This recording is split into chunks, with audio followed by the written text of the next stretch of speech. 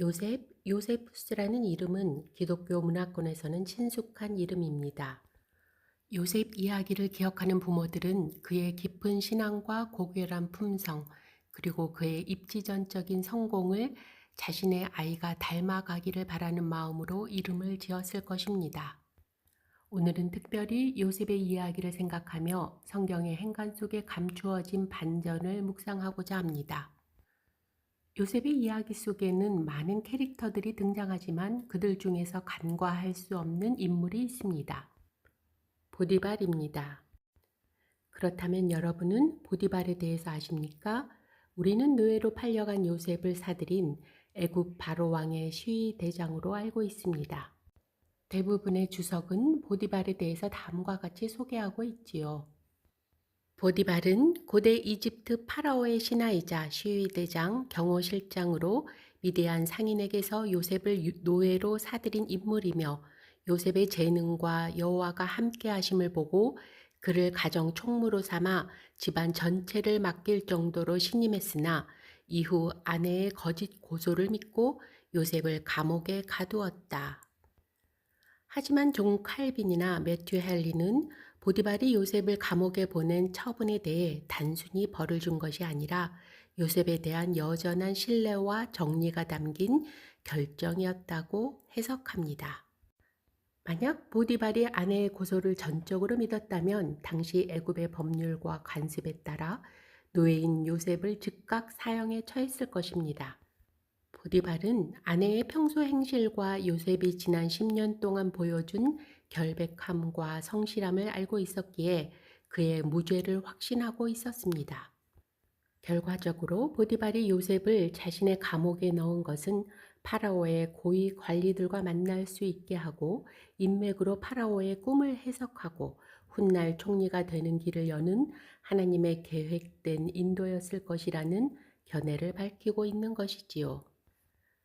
성경에서는 보디발이 요셉을 감옥으로 보낸 후에는 등장하지 않는 것처럼 보입니다. 그런데 창세기 41장 45절에는 익숙하지만 이상한 이름이 등장합니다.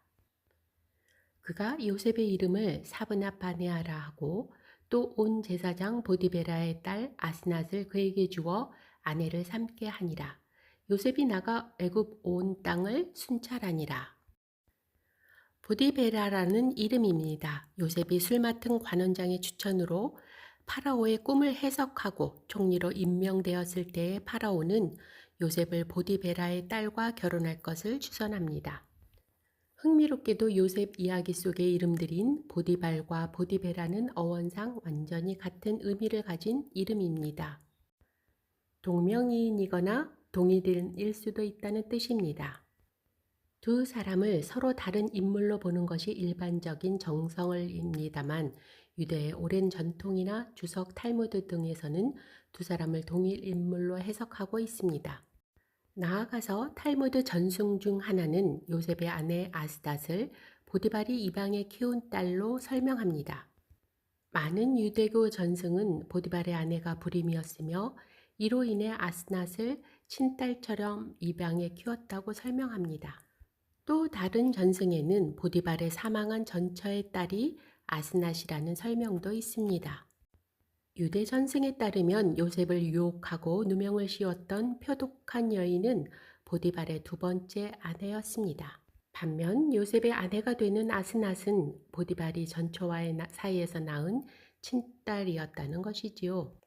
가정 총무였던 요셉은 주인의 딸인 아스낫이 계모에게 구박받는 것을 안타깝게 여겨 집안의 권한을 활용해 아스낫을 보호하고 뒤에서 은밀하게 도와주었습니다. 아스낫 역시 자신을 돌봐주는 고결함 성품의 요셉을 깊이 흠모하고 존경하게 되었다는 서사입니다. 보디발은 자신의 딸 아스낫이 요셉을 연모하고 있다는 사실과 후처가 요셉뿐만 아니라 아스낫까지 위험에 빠뜨리려 한다는 음모를 눈치챘습니다. 결국 보디발은 질투에 눈이 먼 후처의 칼날로부터 요셉과 딸 아스낫을 동시에 보호하기 위해 요셉을 급히 자신의 관하라에 있는 안전한 친위대 감옥으로 격리시켰다는 해석입니다. 보디발은 대외적으로 아내의 체면, 가문의 명예를 세워주면서도 아끼는 인재인 요셉을 살릴 수 있는 정치적 절충안을 선택했다고 볼 수 있습니다. 참고로 고대 이집트에 온 헬리오폴리스의 제사장이 파라오의 시위대장을 겸임하거나 직책을 이동하는 것은 매우 자연스러운 엘리트 코스였습니다. 보디발은 요셉의 수호 천사였습니다. 창세기 39장에서는 요셉을 바라보는 보디발의 관점을 소개하고 있습니다. 그의 주인 보디발이 여호와께서 그와 함께 하심을 보며 또 여호와께서 그의 범사에 형통하게 하심을 보았더라.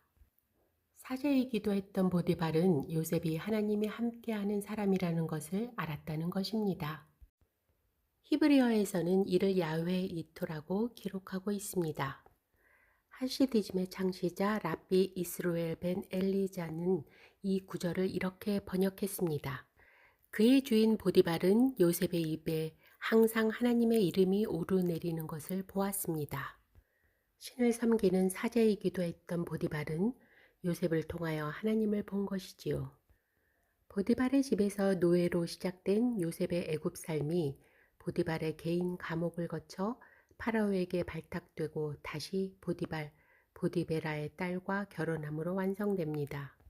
탈무드의 전승은 요셉의 고난과 영광이 우연한 사건들의 나열이 아니라 시작과 끝을 촘촘하게 연결하시는 하나님의 정교한 설계 아래 있었음을 드라마틱하게 보여주고 있습니다.